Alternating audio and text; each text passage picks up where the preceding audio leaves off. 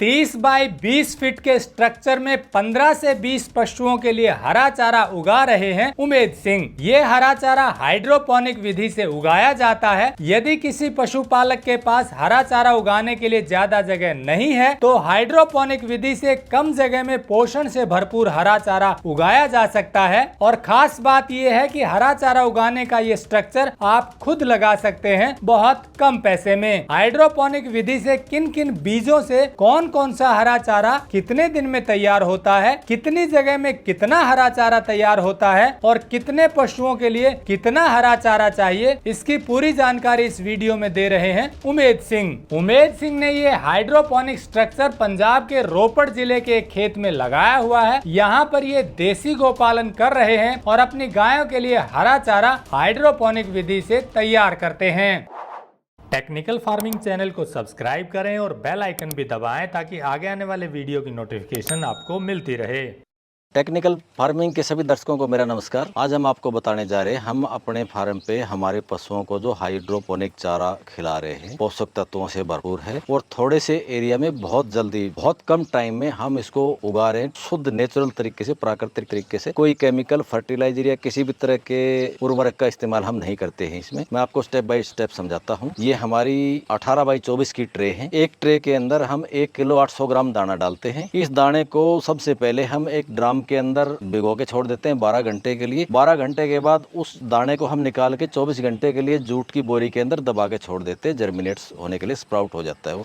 24 घंटे के बाद हम उसको इस अवस्था में ट्रे के अंदर डाल देते हैं और ये 9 दिन के बाद 9 से 10 किलो के आसपास चारा एक ट्रे में तैयार हो जाता है, जो कि पोषक तत्वों से भरपूर है, बहुत जल्दी तैयार होने वाला है और पशु इसको बहुत चाव से खाते हैं। दूध की जो गुणवत्ता है, घी की जो गुणवत्ता है, अद्भुत है, कोई मुकाबला नहीं है उसका। किसी भी तरह के फैट हम अपने पशुओं को नहीं देते हैं। कोई उबड़ा हुआ अनाज, चूरी या कोई फीड बाजार से लेके नहीं आते। सारे का सारा ये देते हैं। इसमें हम मक्का देते हैं, चना, गेहूं, मूंग, मेथी, ये सब चीज़ें मिला के एक परसेंटेज है जिसमें 70 से 75% मक्का है, 2% मेथी है, 5% चना है, 5% गेहूं है, 5% मूंग है। एक ही ट्रे में डालते हैं सब? नहीं, सब अलग अलग ट्रे में रहते हैं कि जिसमें मक्का है उसमें मक्का रहेगी, गेहूं है उसमें गेहूं रहेगा, चना है उसमें चना ही रहेगा, क्योंकि सबकी जो ग्रोथ है वो अलग अलग है। मिक्स कर देंगे तो कोई चीज़ किसी को दबा लेगी। जैसे मक्का सबसे जल्दी निकलता है, बहुत बढ़ता है, वो मेथी को, मूंग को, उन चीज़ों को वो दबा लेगी।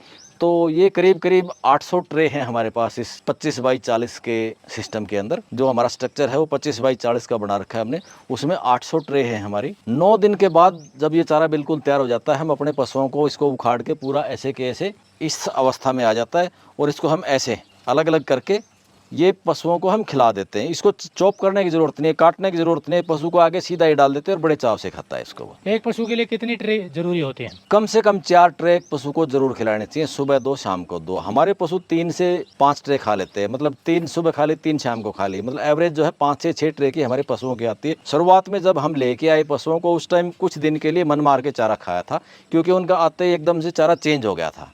वहाँ जो खेत का किसान जो खिला रहे थे उसके बजाय आते ही जो हाइड्रोपोनिक चारा, कुछ दिन तक उन्होंने कम खाया, धीरे धीरे शुरुआत की। अब 5 से 6 ट्रे हर एक गाय बड़े चाव से खा रही है। तो इसमें आपने कहा कि एक ट्रे में 9 किलो तक चारा 9 दिन में मिलता है। हाँ जी। हर दिन चारा मिलने के लिए कितनी ट्रे चाहिए एक पशु के लिए? देखिए, एक पशु के लिए आप एवरेज मान के चलिए कि आपको 5 ट्रे चाहिए, 45 ट्रे होगी आपकी। 10-20 ट्रे आप एक्स्ट्रा रख लीजिए। मान लो कोई जैसे बारिश का मौसम है, कई बार धूप कम निकलती है तो थोड़ी सी ग्रोथ स्लो हो जाती है, या ज़्यादा पानी गिर गया उसमें कहीं फंगस वगैरह की समस्या आ जाती है। धूप ना होने की वजह से जो प्रकाश संश्लेषण है वो नहीं हो पाता, तो चारे की जो ग्रोथ है वो थोड़ी सी स्लो हो जाती है। 5-10 ट्रे आप एक्स्ट्रा रख लेंगे तो आपको कोई ज़्यादा दिक्कत वाली बात नहीं आएगी। जब आपको ये लगे कि भाई हमारा 5 ट्रे डेली में एवरेज आ रही है तो आप 5 ही रखिए। लगे कि थोड़ा सा चारा कम हो रहा, आप 1-2 ट्रे और बढ़ा दीजिए, 6 ट्रे कर दीजिए, 7 ट्रे कर दीजिए। उसमें आपका एक पशु के लिए महीने में 50 ट्रे आप ले लेंगे, 50 ट्रे में पूरा सर्कल बनता रहेगा, पूरा साल आसानी से आप अपने पशु के लिए बहुत कम स्पेस में बहुत गुणवत्ता वाला पोषक तत्वों से भरपूर चारा पशु को खिला के बहुत बेहतरीन दूध, बहुत बेहतरीन घी आप अपने पैदा कर सकते हो खाने के लिए और अपने कस्टमर को खिलाने के लिए। तो इसमें स्ट्रक्चर में जो प्लेट्स हैं और इनका खर्चा क्या है? देखिए, अगर आप मार्केट से लोहा लेके, ये जो नेट हाउस लगा हुआ है, ये आप मार्केट से परचेज करके किसी भी मिस्त्री से जो खराद की दुकानें हैं वहाँ पे बनवा लेंगे, बहुत सस्ता पड़ेगा। अगर आप किसी कंपनी वाले से लेंगे तो ये काफ़ी ज़्यादा महंगा पड़ेगा। ये हमारा जो स्ट्रक्चर है ये 8.5 लाख रुपए कॉस्ट पड़ गई थी इसकी, लेकिन हमने अपने दूसरे फार्म पे सेम स्ट्रक्चर 3.25 लाख रुपए में तैयार कर लिया। प्लेटें अमेजोन से हमने ले ली। कितने पशुओं के लिए चारा इसमें तैयार हो जाता है? इसमें हमारा 20 पशुओं के लिए। तो 20 पशुओं के लिए हरा चारा हर दिन मिलेगा, 3.5 लाख रुपए में मिल सकता है। हाँ जी। इसमें जो चारा हम पशुओं को खिलाते हैं, जैसे खेत से मक्का ले लिया, बाजरा ले लिया या घास काट के लिए,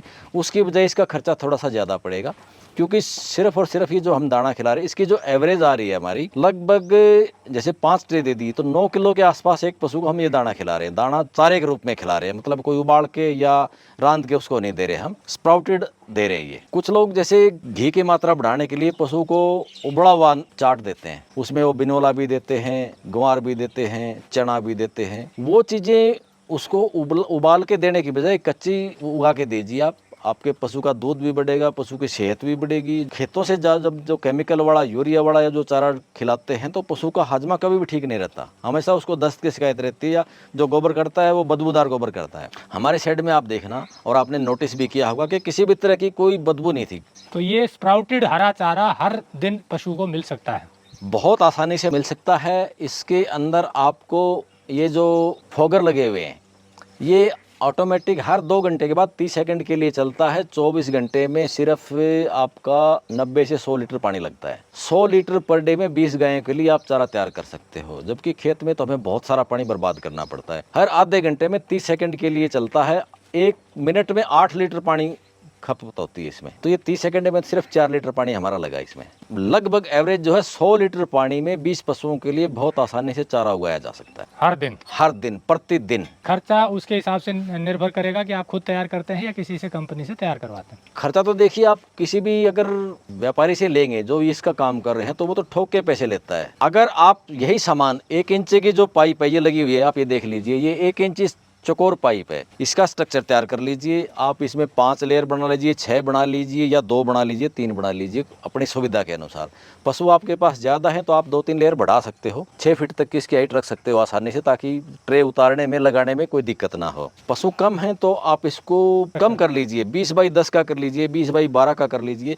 इसमें हमने ये 2-2 लाइनें लगा रखी हैं, 4 लाइनें हमारे इसमें लगी हुई हैं, 2 रो इधर हैं, 2 उधर हैं। ट्रे की जो लंबाई चौड़ाई है वो 18 इंच बाई 24 इंच है। तो इस तरह से 18 दूनी 36 इंच, 3 फुट की चौड़ाई रखनी पड़ेगी। हाँ, लंबाई जो है इसकी 6-6 फीट के 5 स्ट्रक्चर बनाए हुए हैं, और ऊंचाई में हमने ये 6 लाइनें लगा रखी हैं इसमें। सब में ये ड्रिप के साथ हमने ये इसका कनेक्शन किया हुआ। हर ट्रे के ऊपर एक अलग से फोगर लगा हुआ है, ऊपर से पानी गिरता हुआ नीचे से ड्रेन होकर बाहर चला जाता है पानी। अच्छा, ट्रे में नीचे छिद्र हैं? सब में छेद है, ये पानी गिरता हुआ आप देख लीजिए, इसमें से टपक रहा है पानी सब में। ये देखिए, ये छेद है सब में। पानी ट्रे के अंदर रुकना नहीं चाहिए, अगर पानी ट्रे में रुकेगा तो जो दाना है वो गड़ जाएगा। ऊपर से नीचे तक सब ट्रे को भिगोता हुआ, सभी ट्रे में से भिगोता हुआ पानी छान के नीचे चला जाता है। ट्रे की ऊंचाई का डिफरेंस कितना होना चाहिए, अंतर? ये 1.5 फीट के आसपास, ताकि मतलब इतना रख लीजिए कि आपको ट्रे निकालने में और रखने में कोई दिक्कत ना हो, और जो 9 इंच 10 इंच तक का हमारा जो चारा है वो ऊपर उसको टच करके वापस ना मुड़े, सीधा रहना चाहिए। 1.5 फीट तक का गैप? 1.5 फीट तक का गैप है हमारा। जितनी आपको ट्रे लगानी है आप उसको बढ़ा सकते हो, ट्रे कम करनी है तो आप उसको छोटा रख सकते हो। तो जहाँ हरे चारे की समस्या है वहाँ ये बहुत बेहतरीन काम कर सकता है। बहुत बेहतरीन हर तरह से। और इसमें दूध बढ़ता है कुछ? बिल्कुल बढ़ता है। जो गाय हम डेयरी से लेके आए थे उन लोगों ने ये बोला था कि इस गाय को 10 लीटर दूध है, इसको 12 लीटर दूध है। 1-1, 2-2 लीटर दूध उन गायों को यहाँ आने के बाद बढ़ा है। दूध की जो स्वाद है, जो दूध का टेस्ट है वो अलग ही है। कुछ लोग जो हमारे फार्म पे विजिट करने आते हैं, कस्टमर भी आते हैं, जो हमारे मिलने जुलने में आ जाते हैं, गाय का जो गर्म दूध है उनको पिलाते हैं या ताज़ा निकला हुआ दूध पिलाते हैं, तो सब यही कहते हैं कि ये तो कभी दादा दादी के पास पिया था या नाना नानी के पास पिया था, आपने तो बचपन की याद दिला दी। मैं सभी से यही निवेदन करूंगा, जो भी पशुपालक हैं, अगर अपने पशुओं की सेहत सुधारना चाहते हैं, दूध की, घी की गुणवत्ता बढ़ाना चाहते हैं, तो इस तरह का हाइड्रोपोनिक सिस्टम वो अपना सकते हैं। बहुत कम जगह में ये लग जाएगा। सर्दी गर्मी की इस पर कोई फ़र्क नहीं पड़ता, ये 12 महीने काम करता है। सिर्फ मौसम की मार ये रहती है कि बारिश ज़्यादा आ जाती है, उस टाइम इसको पानी को थोड़ा सा कंट्रोल करना पड़ता है, या तो आप इसके ऊपर फाइबर की शीट लगा दीजिए ताकि पानी डायरेक्ट इसके अंदर ना गिरे, बचाव हो जाएगा उसमें। बाकी आप 12 महीने इसमें आसानी से हरा चारा अपने पशुओं के लिए ले सकते हो। शेड नेट क्यों लगाना पड़ता है हरा चारों तरफ? ये शेड नेट ये इसलिए लगाना पड़ता है क्योंकि इसके अंदर डायरेक्ट अगर धूप लगेगी तो ये जो दाना है इसके अंदर मॉइस्चर नहीं होगा, सूख जाएगा वो, और ये जो पत्तियां हैं ये मुरझा जाएंगी। इसके अंदर एक मतलब कंट्रोल्ड वेदर चाहिए, जो ये ग्रीन नेट है ये आराम से इसको प्रोटेक्शन दे देता है। तो यही चीज़ें जो आपने बताई ज़रूरी हैं इसके लिए। बाकी धूल मिट्टी जो आती है, आंधियाँ चलती हैं, उसमें जब हमारे चारे के ऊपर ये लग जाएगा, रेत मिट्टी जमेगी इसमें, तो फंगस की समस्या आ जाती है। उन सब से बचने के लिए भी ये कीट पतंगों का जो प्रकोप है वो नहीं रहता इसके अंदर। और बीज की गुणवत्ता चारे की ये इसका भी ध्यान रखना पड़ेगा कि जो अनाज जिसे देखिए, आप जितना अच्छा बीज लेंगे उतना ही अच्छा ज़्यादा चारा पैदा होगा। हल्की क्वालिटी का अनाज आप लेंगे तो उसमें जो जर्मिनेशन है वो कम रहेगा, जर्मिनेशन कम होगा तो आपका चारा कम पैदा होगा। इसलिए बेहतरीन जो बीज हैं, अनाज है, आप अपने खेत के उगाएं या बाजार से लेके आएँ, लेकिन अच्छी गुणवत्ता वाले बीज लेके आएँ, उससे आपको बेहतरीन चारा मिलेगा। हाइड्रोपोनिक विधि से हरा चारा उगाने की और अधिक जानकारी के लिए आप उमेद जी से संपर्क कर सकते हैं। इन्होंने ये हाइड्रोपोनिक का स्ट्रक्चर पंजाब के रोपड़ जिले में एक खेत में लगाया हुआ है। यहाँ पर ये देसी गाय पालते हैं और उन्हीं गायों के लिए पोषण से भरपूर हाइड्रोपोनिक विधि से हरा चारा उगाते हैं।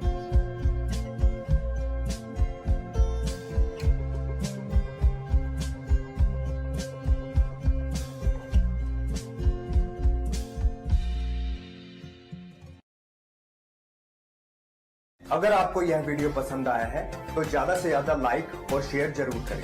साथ ही चैनल को सब्सक्राइब करना ना भूलें।